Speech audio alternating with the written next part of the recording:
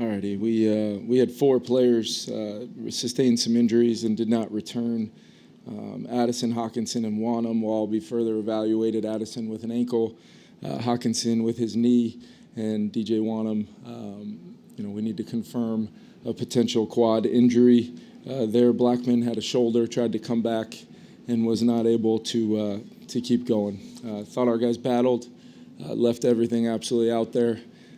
Some critical plays to try to find a way to win the game there in the end, but ultimately fell a little bit short there, and had our 4th turnover of the day, which we knew would be some tough sledding to try to overcome, losing the turnover battle like that. But proud of our guys for the way they battled. Got to tip your hat to Dan and his group over there. Hard fought football game, and very much a tough feeling in that locker room right now. These guys continue to battle, continue to work. I can tell by the look in their eyes that they're ready to go back to work, figure out where we have to overcome possibly some injury adversity, and get back to work this week and prepare for another home game next week. What did you see with Nick's game?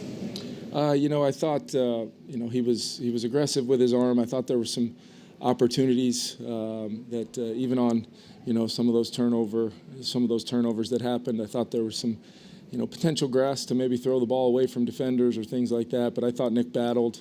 But he'd be the first one to tell you when some of those turnovers are just huge momentum swings and requires a lot of stress on your defense, especially when you are explosive as we were today on offense. I think we were somewhere around 7.6 yards of play, but when we moved it pretty quickly via some explosive passes, and then when we didn't, we left our defense on the field far too much with some of those turnovers and asking them to overcome a lot there against a really good offense, and just didn't do enough in the end to win the game. Had a chance. When there's that many turnovers on the downfield throws, do you wonder if you're asking him to do too much, or? Well, I think we've got to try to do what we think to win the football game. Early on, we had, they were playing a little bit more base defense than what we've seen to our 12 grouping, which gave us the opportunity to get some throws down the field once we kind of established what the plan was to how they were going to play Justin. There were some things available to us. And then, I think we ended up a little, about 1.5 yards a carry, and just did not think after the long drives that, the best thing to do would be risk 3rd and 7+, on those metrics when we thought there was some ability to move the football via the pass, which we were able to do. But that's, we'll take a look at all those interceptions and try to coach Nick up, whether it's decision making, whether it's, timing, whether it's just accuracy, trusting the design and where we want the ball to end up. We'll take a look at all those things and adjust our game plan accordingly. Moving forward, but in the end, we're always going to do what we think is best to try to win the football game in the moment.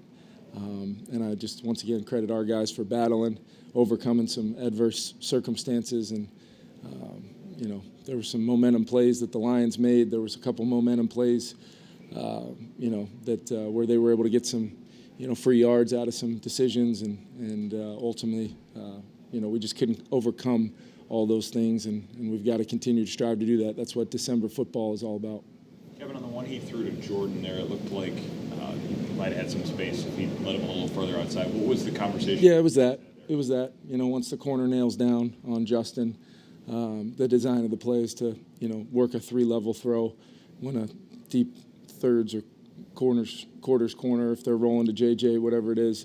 We're just trying to leverage the deep defender and use the grass we have available to us to potentially drive it away from the defender. Defender was able to come back and kind of undercut Jordan coming back to the football, which normally means, when it's the safety, normally means that we probably could have drove that ball, flattened away from the defender. Kind of a standard play. We ended up hitting that play in the 2-minute, just with JJ on the top shelf, made an unbelievable play there on the running clock, 3rd and forever that we had. Yeah, Kevin, how would you just sum up the way Justin played today? Yeah, he battled. We were doing some unique things with some motions, some different type of tempo motions, some different things to try to stress their coverages, knowing that there was a huge plan for him out there. I just, where he's at, missing as much time as he has over these last couple weeks to really be working through it. This guy was he's going to leave it all out on the field. That's what I love about him. He's so tremendously talented. He's such a competitor that we're going to continue to try to feature our best player regardless of what the defense tries to take away. Most of his completions, I don't know what he ended up with, but most of those completions were either against double teams or possibly a third defender, depending on how you count the underneath coverage.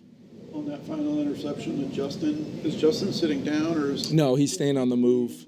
Yeah, I thought, I'll have to take a look at it, but, we were trying to basically, Justin lined up outside and ran some similar concepts. He lined up at the 2-spot, 3-spot. We were just trying to move him around and then play people off of him.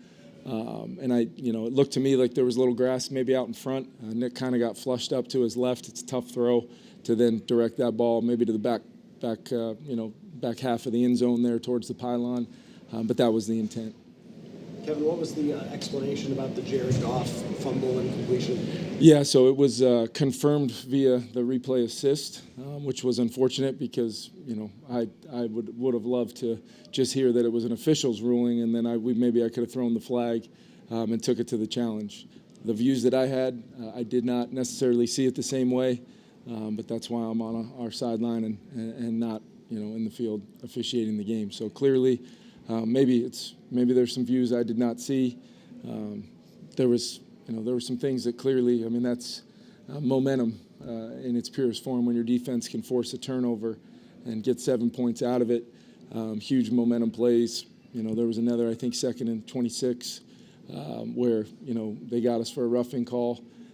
Have to go back and take a look at that one. The illegal contact on Jalen Williams. Just knowing how they were defending us a lot of the day with some hands-on in the move area. Go back and take a look at that as well. But fact of the matter is we didn't do enough to win the football game, overcome whatever adversity, whether it was injuries or anything else. There were some things there that clearly, we've either got to coach better from a technique standpoint or just get a little clarity on how to do that. Why was Jalen Williams in there? Jalen, I think we were getting into some of our multiple DB groupings there on a 3rd and long, and I believe at that point, Caleb Evans was out of the football game, and Because of injury? I believe he was taken out of the football game. Kevin, on the roughing, what explanation did they give you for why they threw the flag? Did not get one on that, Ben.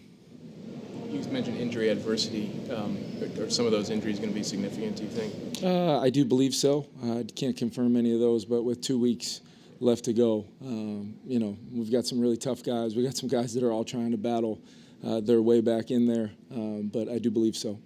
With DJ, you mentioned quad. There's no concern about knee or anything?